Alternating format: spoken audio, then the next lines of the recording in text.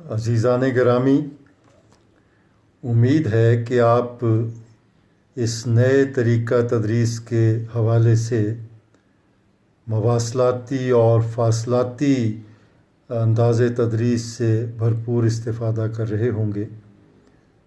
اگرچہ اس نظام میں کئی قباحتیں ہیں، کیونکہ اس میں انٹریکشن کی کمی محسوس ہوتی ہے، لیکن بہرحال حالات اس نوعیت کے ہیں کہ اس میں اس سے بہتر انتظام ممکن نہیں ہو سکتا تھا۔ آج میں تنقیدی اصطلاحات میں ایک اہم تنقیدی اصطلاح حقیقت نگاری کے حوالے سے کچھ معروضات پیش کروں گا۔ حقیقت نگاری، جسے ریئلزم کہا جاتا ہے، اصل میں ایک ادبی اصطلاح ہے اور اسے ادبی سیاق و سباق ہی میں رکھ کر سمجھنا پڑے گا۔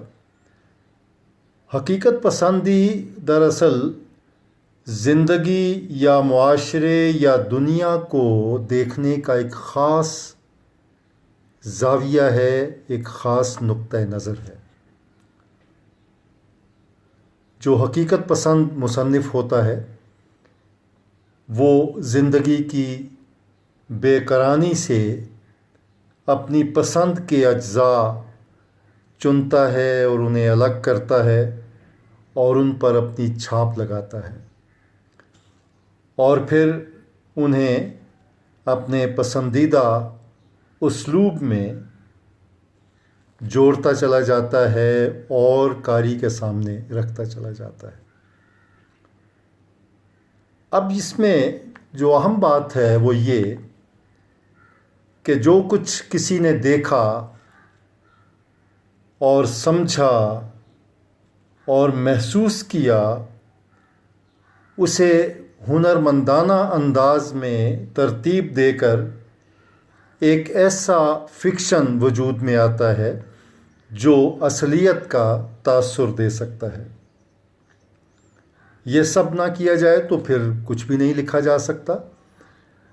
کہیں تو کوئی نہ کوئی پیمانہ جو ہے وہ ہمیں بنانا پڑے گا کہ جس کے ذریعے معمولی سے معمولی انسان کی زندگی بھی جو پیچیدہ تر سلسلوں کا ایک عمل ہے، اس کو ان سلسلوں سے نکال کے ایک ریئلٹی کے ساتھ، ایک حقیقت کے ساتھ جوڑ کر پیش کرنا، تو یہ انگنت سطحیں اس کی آتی ہیں۔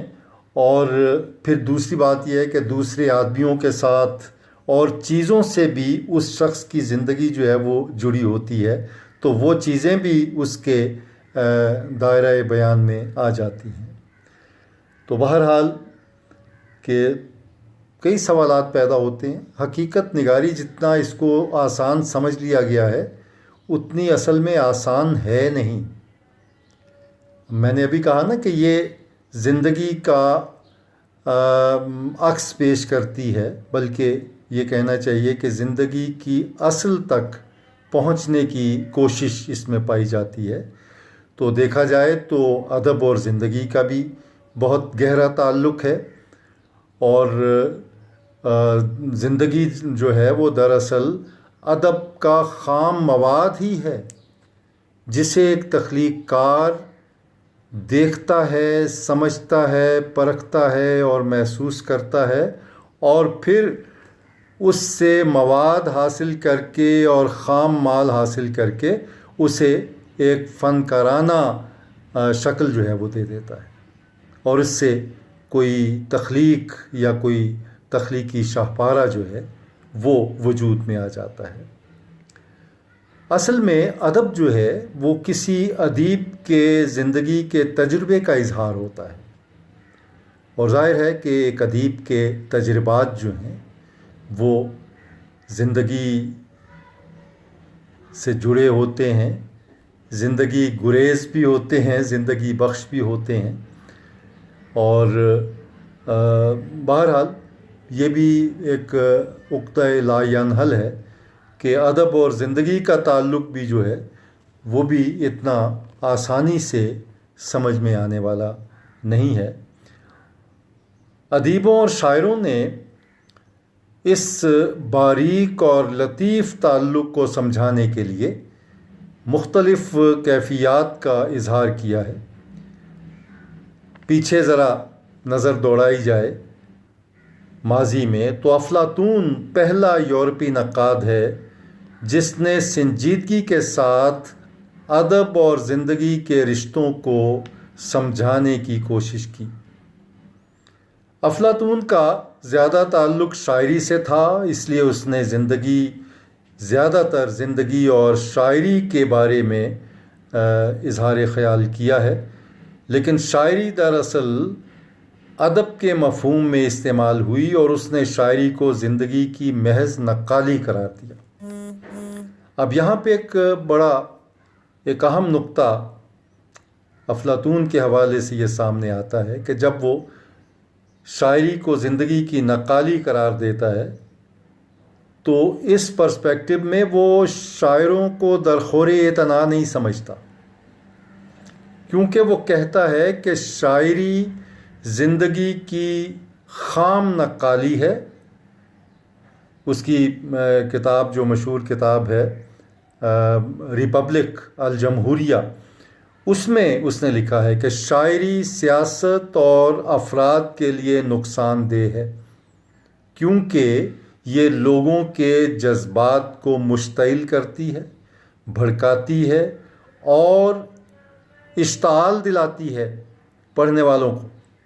اس کے علاوہ شاعری محض جھوٹ کا پلندہ ہے کیونکہ یہ نقل کی نقل ہے۔ اگر سچائی حقائق میں ہے، غور کیا جائے تو یہ بات یہاں یہ سامنے نقطہ آتا ہے کہ اگر سچائی حقائق میں ہے تو حقائق تو پھر محض نقالی ہیں، اور جو اس نقالی کی نقل کرے گا وہ نقل کی نقل ہے، اور اگر سچائی جو ہے وہ نقل کی نقل ہے تو پھر وہ سچائی نہیں رہتی، وہ جھوٹ میں تبدیل ہو جاتی ہے۔ اب یہ بہت گہری بات ہے جس کو ذرا بہت دھیان سے سمجھنا ضروری ہے۔ اس میں وہ ارسطو کا مشہور زمانہ نظریہ جو ہے امیٹیشن، وہ بھی سامنے آ جاتا ہے، اور ارسطو نے یہ افلاطون ہی کے خیالات سے یہ بنیادی طور پہ اخذ کیا تھا۔ بات یہ ہے کہ افلاطون جو ہے نا وہ بنیادی طور پر ایک معلم اخلاق تھا، مورلسٹ، اور اس کے ساتھ ساتھ اس کی زندگی کا ایک فلسفیانہ پہلو بھی ہے، فلسفی بھی تھا۔ زندگی اور ادب کے بارے میں زیادہ سچائی وہ پیش نہیں کر سکا، یہ طے شدہ بات ہے، بلکہ اس کے بجائے اس نے ادب اور زندگی کے رشتے کو غلط طور پہ سمجھا اور اس سے غلط نتائج جو ہیں وہ اخذ کیے، اور یہی غلطی جو ہے وہ بعد میں پھر ارسطو نے درست کی۔ ارسطو افلاطون کا شاگرد تھا اور اس نے آنکھیں بند کر کے اپنے استاد کے کہے پہ عمل نہیں کیا، بلکہ خود اس میں نئی باتیں جو ہیں وہ غور و فکر کر کے نکالی۔ اس میں ارسطو کا جو نظریہ سامنے آیا وہ یہ تھا کہ شاعر کا تعلق یا شاعری کا تعلق سچائی سے ہوتا ہے۔ اب بالکل افلاطون کے نظریے کے الٹ، لیکن یہ سچائی سائنسی انداز یا تجزیاتی نوعیت کی سچائی نہیں ہوتی۔ شاعر کی سچائی ایک سائنسدان کی سچائی ہے، یعنی شاعر کی سچائی جو ہے وہ ایک سائنسدان کی سچائی سے مختلف ہوتی ہے۔ سائنسدان کی جو سچائی ہے وہ تو ایک الٹیمیٹ رزلٹ تک لے کے جاتی ہے نا، ایک ناقابل تردید حقیقت تک ہمیں رسائی دیتی ہے، جبکہ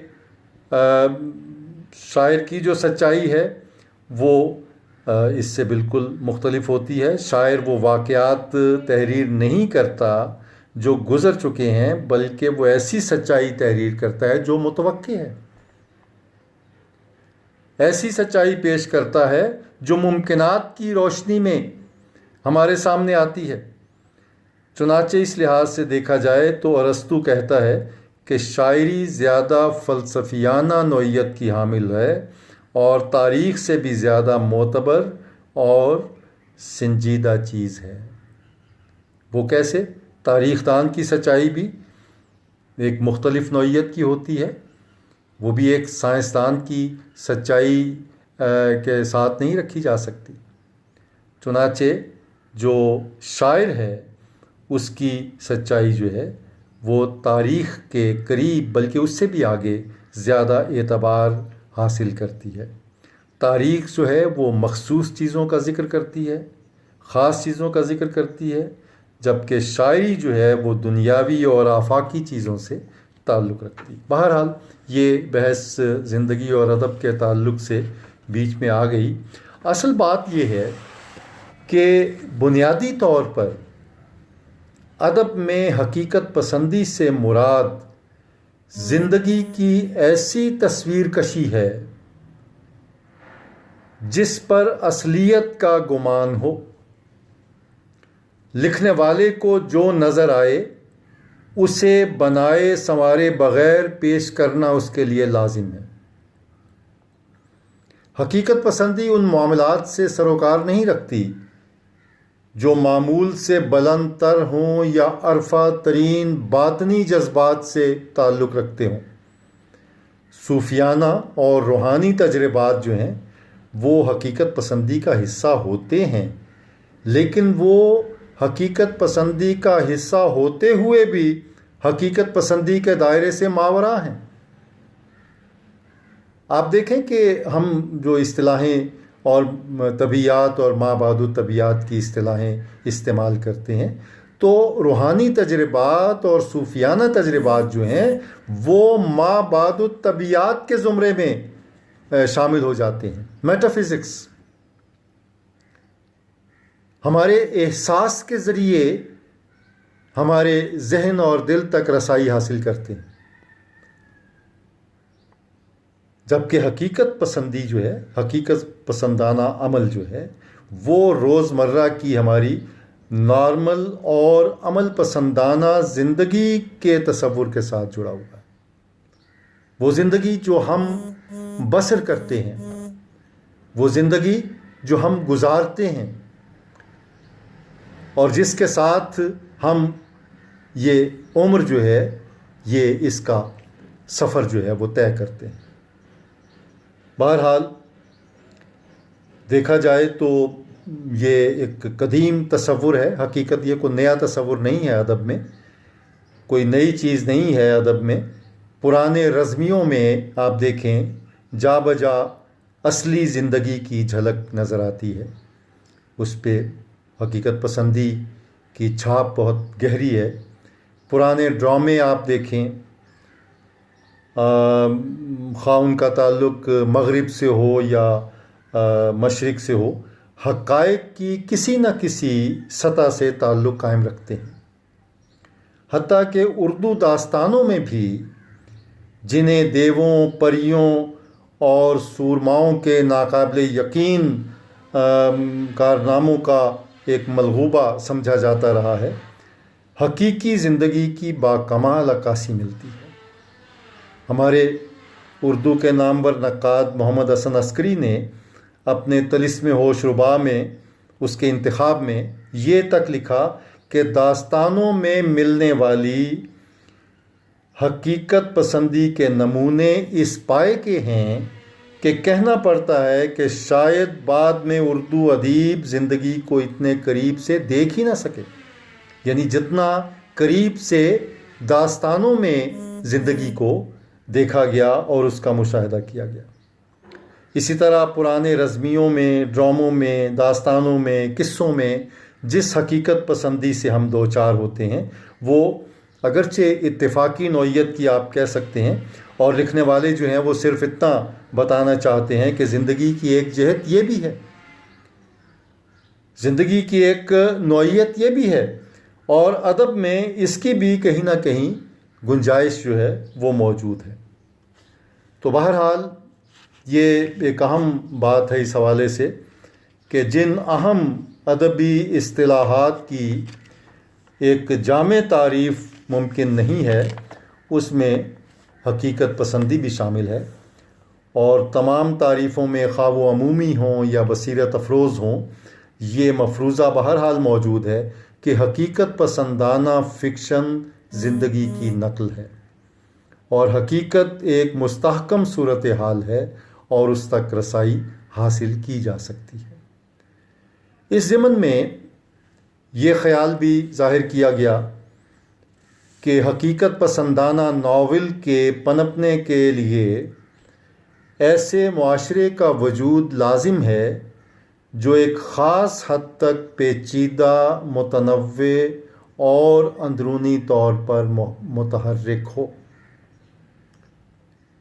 یعنی بالکل سپاٹ معاشرہ یا بے جان معاشرہ یا بنجر معاشرہ جو ہے، اس میں حقیقت پسندانہ ناول بھی پنپ نہیں سکتا۔ اگرچہ یہ سب چیزیں حقیقت پسندی کو راس ہیں، لیکن ناول کا جہاں تک تعلق ہے وہ ایسے معاشرے میں بار نہیں پا سکتا۔ اس کے علاوہ معاشرے میں ایک ایسا فعال اور بالادست گروہ موجود ہونا چاہیے جو اس طرح کے فکشن کی سرپرستی کر سکے، اور یہ کام آگے بڑھنے کے لیے سرگرم، خود اعتمادی سے بھرپور، پڑھا لکھا متوسط طبقہ جو ہے وہ یہ کام بہت بحسن و خوبی انجام دے سکتا ہے۔ تو بہرحال جو معلوم حد تک جو معلومات ہیں ان کے مطابق حقیقت پسندانہ ناول کا آغاز جو ہے وہ 18ویں صدی میں ڈیفو اور فیلڈنگ کے ناولوں سے ہوا۔ 19ویں صدی میں اس طرح کے ناولوں کو جو عروج اور مقبولیت حاصل ہوئی، اس کی کوئی اور مثال نہیں ملتی۔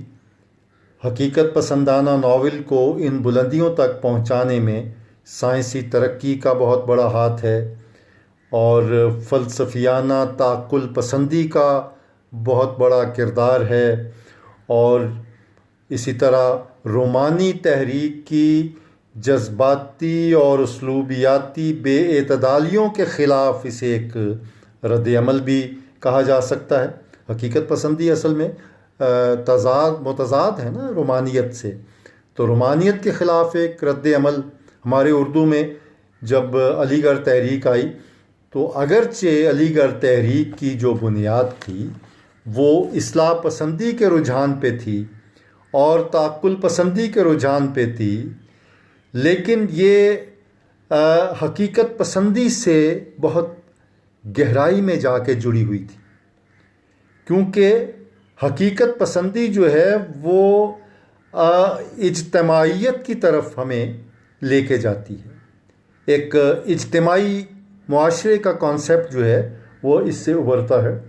تو بہرحال سر سید کے ہاں رومانی اور کلاسیکی دونوں خصوصیات ان کے ہاں موجود تھیں، لیکن رومانی وہ میں نے بڑی احتیاط سے یہ بات رومانی کہا، رومانی اس لیے تھے کہ روایت شکن تھے، اور رومانیت کی تعریف میں نے یہ بات آپ کو بتائی ہے پہلے کہ جب آپ روایت کے خلاف علم بغاوت بلند کرتے ہیں تو آپ کے ہاں رومانیت کی صورت موجود ہوتی ہے۔ تو رومانی اس حوالے سے تھے، تو اور کلاسیکی اس لیے تھے کہ عقلیت پسندی اور حقیقت پسندی ان کا منشور تھا۔ اب ایک پورا زمانہ ہے جس میں ڈپٹی نذیر احمد ہمیں نظر آتے ہیں، ایک ناول نگار کے طور پہ اصلاحی ناول لکھے، لیکن ایک حقیقت پسندانہ شعور جو ہے وہ ان کے ہاں ہمیں دکھائی دیتا ہے۔ تاریخ نگاری کی طرف اور سوانح نگاری کی طرف رجوع ہوئے شبلی نعمانی، تو یہ بھی ایک حقیقت پسندانہ ادراک تھا زندگی کا کہ اپنی ماضی کی جو تاریخ ہے اور ان عظیم شخصیات کی بازیافت جنہوں نے ہمیں زندگی کا حقیقی تصور دیا۔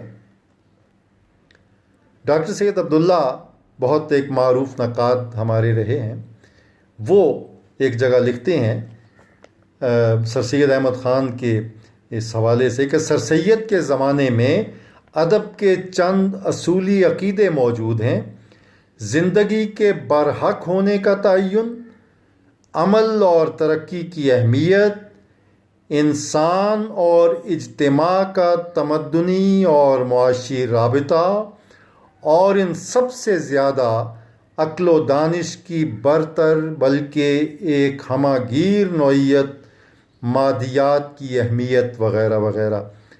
تحریک سر سید کا پیدا کردہ ادب بالعموم انہی کے گرد گھومتا ہے۔ اردو ادب نے سر سید کے دور میں پہلی دفعہ مادی دنیا میں آنکھ کھولی اور مادی دنیا کو ایک زندہ اور ٹھوس نظام کے طور پر دیکھا۔ یہ تھی حقیقت پسندی اور حقیقت نگاری، جس کے سلسلے تعقل پسندی اور اجتماعیت پسندی کے ساتھ جڑے ہوئے ہیں۔ لیکن ایک دوسرا سلسلہ جو حقیقت نگاری کا ہمارے اردو ادب میں نظر آتا ہے، وہ ترقی پسند تحریک کے ساتھ جڑا ہوا ہے۔ اور ظاہر ہے ترقی پسند تحریک جو ہے وہ رومانی تحریک کا ایک بھرپور رد عمل تھی۔ اگرچہ اس تحریک میں شامل ہونے والے اور زندگی کی حقیقت کا ادراک کرنے والے پہلے بڑے پکے رومانی تھے۔ اس سلسلے میں فیض کی مثال دی جا سکتی ہے، جنہیں ایک عرصہ رومانیت میں چلنے کے بعد اور رومانی انداز اختیار کرنے کے بعد یہ کہنا پڑا کہ اور بھی غم ہیں زمانے میں محبت کے سوا، راحتیں اور بھی ہیں وصل کی راحت کے سوا۔ اب یہ حقیقت نگاری کی طرف آنے کا ایک عمل ہے کہ محض محبت ہی ایک زمانے میں مسئلہ ہمارا نہیں ہے، بلکہ اس کے علاوہ اور بھی غم ہیں اور بھی دکھ ہیں۔ ایک حقیقت نگار نے زمانے کے انہی دکھوں کو، انہی غموں کو اپنے ناولوں میں بھی پیش کیا، اپنے افسانوں میں بھی پیش کیا۔ کرشن چندر کے افسانے آپ دیکھ لیجئے، اور جو اس دور کے بہت معروف تھے، انگارے کے افسانے آپ دیکھ لیجئے۔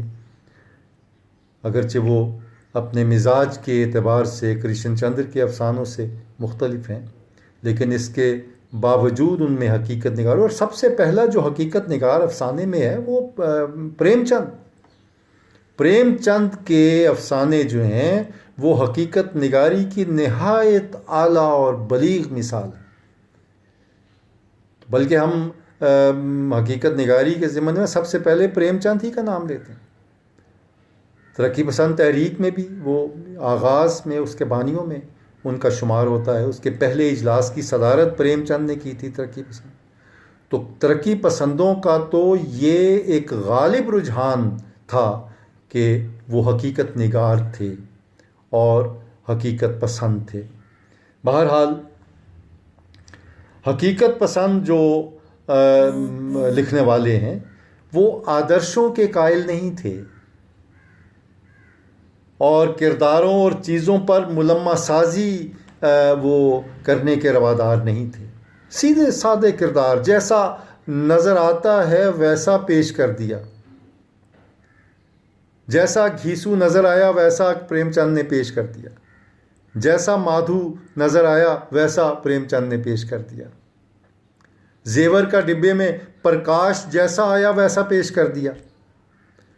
تو وہ اپنے عہد کے جو معاملات، مسائل جو زندگی کے ساتھ جڑے ہوئے تھے، وہ جیسے نظر آئے ان کو بعینہ ہی ویسے پیش کر دیا، اور یہی حقیقت نگاری کا تقاضا بھی تھا۔ تو بہرحال یہ جو رجحان تھا نا، یہ نفاست پسند جو لکھنے والے تھے نا، باریک بین اور جنہیں ہم قدامت پسند بھی کہتے ہیں، انہیں بہت گراں گزرتا تھا کہ یہ کیا زندگی کی بھدی تصویر پیش کر دی، زندگی اتنی کریہ المنظر تو نہیں۔ لیکن زندگی تو تھی ایسی نا، زندگی جبر مسلسل کی طرح کاٹی ہے، جانے کس جرم کی پائی ہے سزا یاد نہیں۔ زندگی کے بھیانک تصورات جو ہم دیکھنے کے روادار نہیں ہیں اور نہ ہم سے دیکھے جاتے ہیں، وہ ان ادیبوں نے ایک حقیقت نگاری کے حوالے سے وہ چیزیں جو ہیں وہ ہمارے سامنے پیش کر دی۔ بہرحال جو تھے ہمارے حقیقت نگار، ہمارے ظاہر ہے باہر سے ہم خام مواد حاصل کرتے ہیں، کئی نظریات ہمارے بالزاک کا نام آتا ہے، فلابیر کا نام آتا ہے، ڈکنس کا نام، گوگول کا نام آتا ہے، ٹولسٹائے، دوستوفسکی، مارک ٹوین، میلول، اور یہ تمام جو تھے یہ وہ ناول نگار تھے جنہوں نے حقیقت پسندی کو اپنا شعار بنایا اور اس بلندی پر پہنچا دیا ناول کو، اور وہ عظمت عطا کی کہ آج اس سطح کو چھونا ناممکن نظر آتا ہے۔ تو یہ بڑے اہم ناول نگار تھے، اور میرے خیال میں اب ان جیسا فکشن جو ہے وہ اب دوبارہ شاید نہ لکھا جائے۔ اردو میں 19ویں صدی کے نصف آخر میں بہت حقیقت پسندانہ ناول لکھے گئے۔ سرشار کا فسانہ آزاد کہا جاتا ہے کہ یہ داستان اور ناول کا اس میں امتزاج نظر آتا ہے۔ بعض نقاد کہتے ہیں کہ جی یہ داستان اور ناول کو ملانے کی ایک ناکام کوشش تھی۔ بہرحال اس میں ان کے دو اور ناول بھی، جامع سرشار ہے، سیر کوہسار، تو تکنیکی اعتبار سے یہ ناول اگرچہ کمزور ہیں لیکن حقیقت پسندانہ ہیں، زندگی کی سچائی پر مبنی ہے۔ پھر نذیر احمد کا بھی ذکر میں نے کیا، ان کے ناولوں پر بنیادی طور پہ تو مقصدیت کا ٹھپا لگا ہوا ہے، لیکن ان میں بھی بہت کچھ ناصحانہ اور اصلاحی نوعیت کا ہے۔ اور ان کے مکالمات آپ دیکھ لیں، مکالمے، مشاہدے اور منظر نگاری جو ہے بڑی حد تک حقیقت پسندانہ ہے۔ اسی طرح رسوا کے ناول بھی اگرچہ بعض نقادوں کے نزدیک بڑی بے احتیاطی سے وہ لکھے گئے لیکن وہ حقیقت پسندانہ ناولوں کے زمرے میں آتے ہیں۔ تو 20ویں صدی کی پوری جو 20ویں صدی کا عرصہ ہے اس میں مغربی افسانوں کے تراجم اور ترقی پسند ادب کی تحریک سے متاثر ہو کر جب اردو میں شاعری نے اور افسانے نے قدم جمائے تو ابتدا میں جس رنگ کو قبول کیا وہ حقیقت پسندانہ رنگ ہی تھا، اور آج بھی اردو میں لکھا جانے والا جو بیشتر ادب ہے وہ اس کا، چاہے وہ فکشن کا ہو یا شاعری کا ہو یا دیگر اصناف ہوں، ان میں حقیقت پسندانہ انداز ہی غالب ہے۔ عزیزان گرامی، میں نے اپنی سی کوشش کی ہے کہ اس اہم ادبی اصطلاح کو ذرا وضاحت سے اور کھول کر آپ کے سامنے پیش کر دیا جائے۔ اب یہ آپ پر منحصر ہے کہ اس سلسلے میں آپ دیگر مواد جو ہے اس سے استفادہ کریں۔ اصطلاحات پہ مبنی کچھ کتابیں جو ہیں یقیناً آپ کے علم میں ہیں، اس سے پہلے کلاسیکیت اور رومانیت پہ آپ نے اظہار خیال کیا، بلکہ کچھ اسائنمنٹ بھی مجھ تک پہنچی ہیں۔ لیکن ایک بات جو میں آپ کی توجہ دلانا چاہتا ہوں کہ میرے لیے وہ اسائنمنٹ قابل قبول نہیں جو حوالوں کے بغیر ترتیب دی جائے، اور حوالے کا میں نے طریقہ بتایا ہوا ہے۔ مختصر حوالہ جہاں پہ آپ نے اقتباس دیا اس کے ساتھ ہی بریکٹ میں آپ نے 3 اشارے دینے ہیں۔ ایک تو مصنف کا نام، اور نام پورا نہیں بلکہ وہ حصہ جو اس کا مشہور ترین حصہ ہے۔ مثلا رشید حسن خان ایک پورا نام ہے، اس میں صرف رشید آپ لکھیں گے، پھر اس کے بعد کوما دیں گے، اور پھر اس کے بعد رشید حسن خان کی کوئی کتاب جو ہے جس سے آپ نے حوالہ جو ہے وہ نقل کیا، اسے آپ درج کریں گے، اور پھر اس کے بعد صفحہ نمبر، یہ 3 اشارے. کتاب کا نام، یہ میں تھوڑا سا مجھے مغالطہ ہو گیا، میں معاف کیجیے گا. رشید حسن خان کا نام، اس کے بعد سن تحریر یا سن اشاعت 1987 1987، پھر صفحہ نمبر، صفحہ 23 یا 24 یا 25، اور اس کے بعد بریکٹ بند. یہ 3 اشارے آپ نے دینے ہیں، اور جب اسائنمنٹ ختم ہو تو آپ نے وہاں پہ ماخذات لکھ کے یا کتابیات لکھ کے پھر پورا حوالہ وہاں پہ الفابیٹیکل آرڈر میں دینا ہے، حروف ابجد کے اعتبار سے. خوش رہیں، اپنا خیال رکھیں. ان وبا کے دنوں میں بہت احتیاط درکار ہے. اللہ تعالیٰ آپ کو اور آپ کے اہل خانہ کو اپنے حفظ و امان میں رکھے. اللہ حافظ.